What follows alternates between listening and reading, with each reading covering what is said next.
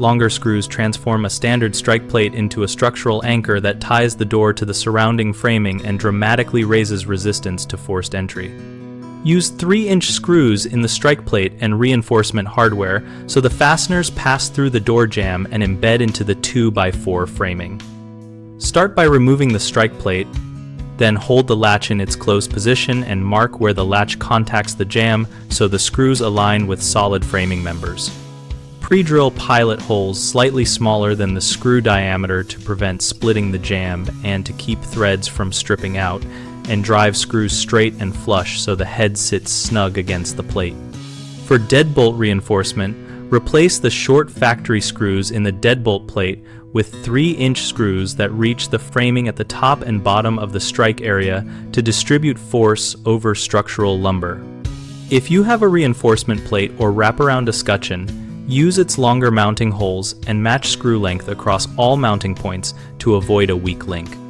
When installing into older or uneven frames, use shims to close gaps between the jamb and framing so screws engage solid wood rather than compressed or decayed material. After installation, test by applying progressive force to the door at chest height to feel for movement and re-torque screws after settling.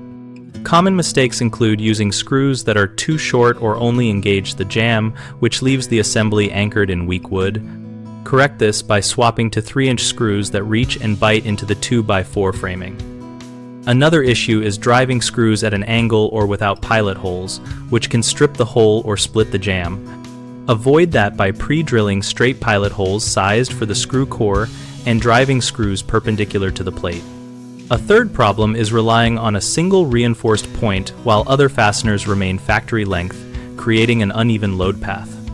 Remedy this by upgrading all strike and deadbolt plate screws and checking alignment so the entire assembly shares the load.